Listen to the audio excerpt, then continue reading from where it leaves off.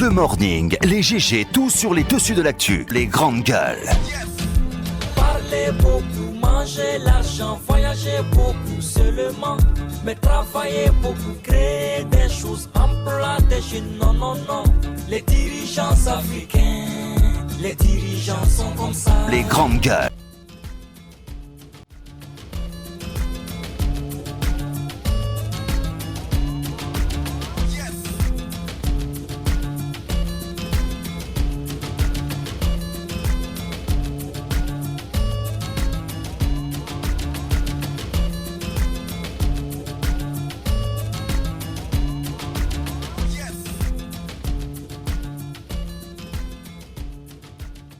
Merci de nous rejoindre sur Espace TV tous les soirs à partir de 22h45. Vous avez rendez-vous avec cette émission Les Grandes Gueules jusqu'au port de 11h en temps universel. Merci de votre fidélité. À la une, on s'intéresse à l'actualité évidemment. Le débat sur une modification ou un changement constitutionnel en Guinée.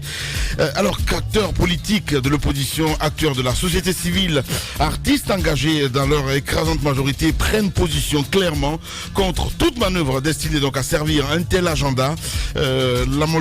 L'alternement, il le dit Titi, dont fait donc montre le CNOSC, l'une des principales plateformes de la société civile guinéenne sur cette question qui engage donc l'avenir immédiat du pays, étonne et inquiète plus d'un.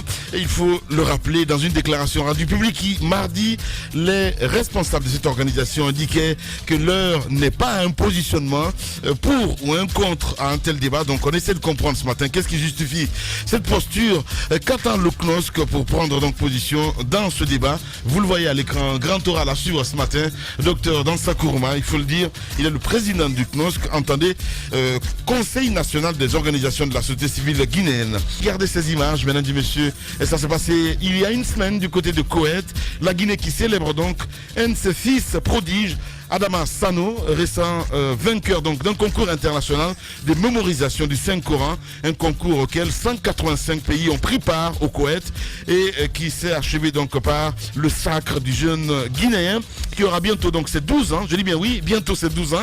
Le peuple et ses dirigeants saluent donc cette performance et expriment leur fierté. Comment ce concours s'est-il déroulé? Comment l'heureux récipiendaire donc a-t-il fait la différence? On essaie de comprendre ce matin. Il sera dans ce studio avec nous, Adama Sano, vainqueur du concours international de mémorisation du Saint-Coran au Koweït. Bienvenue, merci de nous rejoindre. Abakadalou, bonjour. Bonjour Lamine, bonjour à tous. Bonjour mon cher Moussa Moïsila. Bonjour Lamine, bonjour à tous. Bonjour madame Yoro. Bonjour Lamine. Sano, pardon, Sano. Dansa Kourouma, bonjour. Ça commence bien. Vous parlez la nuit, hein? Bonjour Lamine. Bienvenue. Oui, alors, Titi, on parle football ce matin, mon cher. Oui, mais forcément, on ne peut pas passer du tout à côté. Ouais. On ne peut pas soulever là-dessus. Après cette perf de notre civil national cadet, qui, en tout cas, une performance qui devrait inspirer, on l'espère, les seniors qui doivent aller à la CAN senior en Égypte au mois de juin. On espère que les seniors, l'équipe nationale donc senior, avec donc tous les binationaux qui ont rallié l'équipe nationale, oui. Et que cette équipe nationale va marcher sur les pas de l'équipe cadette. L'équipe cadette, c'est vraiment une prouesse dont le peuple est fier aujourd'hui, une prouesse réussie donc grâce à l'implication de tous les acteurs du gouvernement, mais surtout de la Fédération guinéenne de football. Ouais, surtout la Fédération guinéenne de football. Ouais. On a vu le ministre Bantama qui a fait le déplacement de Dar es Salaam, qui est venu au chevet de ces jeunes cadets et qui donc leur apporte du soutien moral, mais aussi l'État, c'est aussi le soutien financier. Les jeunes, après leur qualification en demi-finale, ont reçu chacun $3000. Hier, à l'issue de leur qualification pour la finale, chaque joueur et chaque membre de l'encadrement a reçu $5000 comme prime de qualification. Et les promis aussi de grosses récompenses à leur retour. Ce qu'on attend de cette équipe qui s'est fait battre par son adversaire de la finale donc lors de sa première sortie, le Cameroun, parce que c'est le Cameroun qui a battu la Guinée d'entrée dans cette compétition par 2-0. Le Chili donc a l'occasion de prendre sa revanche.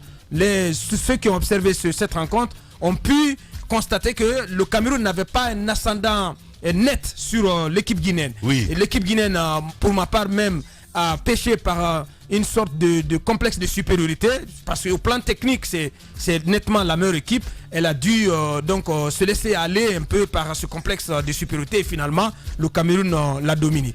Cette équipe a les moyens de battre le Cameroun et de remporter cette coupe, parce que la Guinée quand même sur la scène africaine, c'est peu de choses. Et la Guinée, au niveau des catégories inférieures, depuis 2001,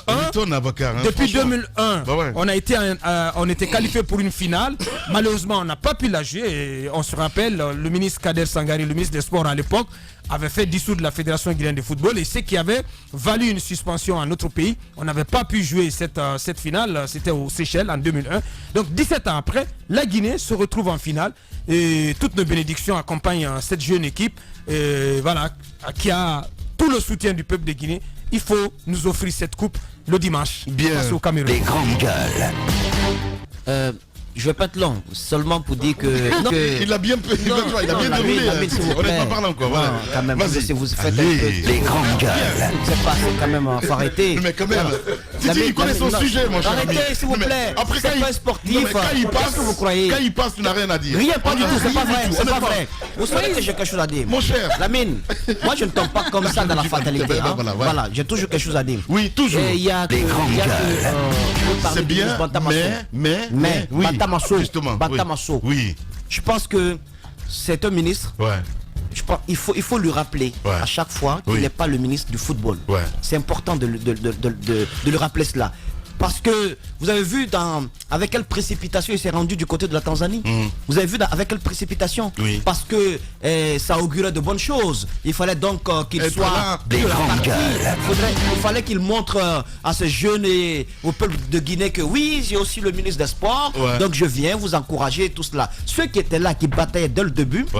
Parce que beaucoup ne misaient pas sur ces jeunes. C'est Antonio Soare et son staff. Bien sûr. Avec tous les sacrifices. Avec tous les sacrifices qui ont été faits, c'est Antonio Soare. Et le ministre, on sait très bien. Il faudrait qu'on en parle. Il file pas du tout le même coton que Antonio Soare. Pour l'instant, c'est... Mais Bantama, il est comme ça. Moi, ça ne m'étonne pas, mais alors là, pas du tout. Ça ne m'étonne pas du tout. Bantama, il est comme ça. Qu'on arrête la récupération. Il n'est pas que le ministre du football. Il faudrait également qu'il s'intéresse aux autres. Il y a des jeunes qui jouaient, je ne sais pas à quelle discipline là, au tir à l'arc. Ils n'en parlent pas parce qu'ils ne savent même pas c'est quelle discipline ça. Il y a d'autres qui... Mais il faut qu'ils s'intéressent à autre chose que le football. D'autres disciplines, voilà. Ceux qui sont en train de travailler là-bas, c'est comment ce qui s'est passé pour la nomination de cette histoire de cocaïne, excusez-moi, de cocaïne. On sait bien que ça s'est passé dans des conditions assez floues. Voilà, Bantamasso, qu'il arrête de mettre les bâtons dans les roues des gens qui puissent travailler. On ne peut pas faire de la politique partout. Voilà. Il n'avait pas sa place en Tanzanie. Les choses ne se sont pas passées comme on s'y attendait. Normalement, on a complètement renvoyé Antonio Soare dans les cordes au ventre mou de ce comité de pilotage. Normalement, comme ça se passe ailleurs, le président de la Fédération guinéenne de football le président d'une fédération de football est premier vice-président aussi, il n'est pas président du COCAN. Mais on ne sait pas ce qui s'est passé. Toujours est-il que les deux dirigeants ne filent pas le meilleur coton en ce moment. Mais vous avez entendu hier Bantamasso, moi j'ai suivi Paul Fatia Tunkara ce matin. Et Paul Fatia, il a fait passer un extrait de l'intervention du ministre dans laquelle le ministre rend hommage à Antonio Soare et c'est de façon appuyée. Et est-ce que c'est une façon donc de lui tendre le bras? J'ai vu aussi KPC qui a félicité la fédération, notamment Antonio Soare. Donc tout le monde reconnaît les efforts que font les premiers dirigeants du football guinéen, Antonio Soare et Amadou Diaby notamment. Je crois que ça suffit. Antonio. Parce que quand le peuple vous reconnaît le boulot que vous abattez, on n'a pas besoin de se mettre dans des querelles. Je pense que ça ne ressemble pas aussi à Antonio Soare. Et si la solution était vraiment des entrepreneurs, parce que des gars, des politiques comme ça, mais aucun vécu, ils n'ont aucun passé. Je parle de Bantama. Il a quelle entreprise avant d'être ministre? À un moment, il faut qu'on arrête.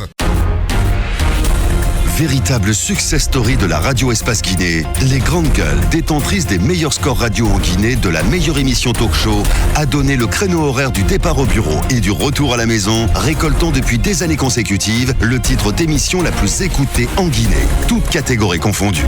Un grand total de plus de 5 millions d'auditeurs ont été fidèles au talk show Les GG, diffusé jour après jour sur toutes les stations du réseau Adafo Média de 9h à 10h30, un exploit qui restera longtemps dans les annales de la bande FM en Guinée.